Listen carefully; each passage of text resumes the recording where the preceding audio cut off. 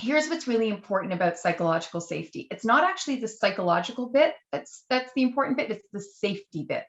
So Ritu, you and I, and we won't probably get a chance to lean into it today, but you and I are both huge learners, teachers on this idea of safety and neuroscience and how the brain works around safety. And psychological safety is the very same thing, which is that you can't tell me I'm safe and that this place is a safe environment for everyone to share their ideas and have a grand overture where you maybe apologize once for bad behavior or share the employee engagement survey results and then say you have the intention to fix the problem, and then and then have some team building exercise, and that's your grand overture, and then it's done and that's it. You said it and therefore it is so.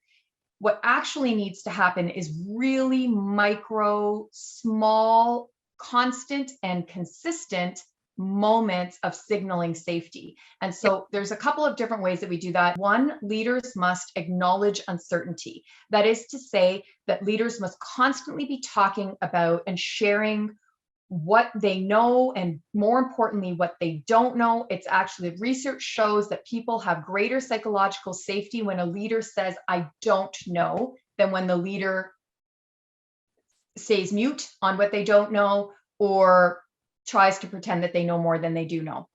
And so one, sharing that you feel worried about something, that the pressure is high, that you don't know something, that maybe you do know, over explain decisions. So this is this idea of acknowledging uncertainty. I've made this decision that we're going to hold this position vacant for a period of time because overshare.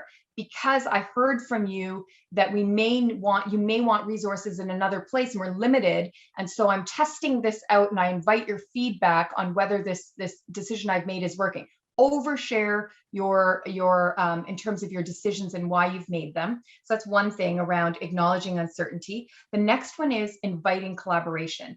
And, I'd love to do like a whole session on how to ask amazing questions, but I'll just give you a couple of my favorites. One of them is to say at the outset, I want to invite ideas that are different than my own. I want to hear, does anyone have, we've reached saturation. I said this last time, we've reached saturation in terms of what was just shared. Is there anyone that wants to share something different? I'm keen on hearing a different perspective. And there's just so many ways that we can invite collaboration. Really importantly, inviting collaboration means the leader is speaking less. One of the things that I think I heard somebody say, and I was like, it's so true, is that it's often leaders fill up a lot of the space in their meetings because they themselves are insecure.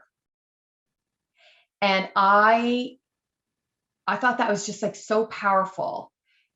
And it made so much sense to me around why staff may not connect to their leader, why employees may not be, team members might not connect to their leader, because they smell and sniff out the constant needing to speak and why that's happening by the leader. So invite collaboration through lots of different ways. And then the last thing is make it really safe to challenge and make mistakes. And I think I'll just say really quickly that the best way to make it safe for other people to make mistakes is for leaders to acknowledge when they have made mistakes and to apologize for their mistakes.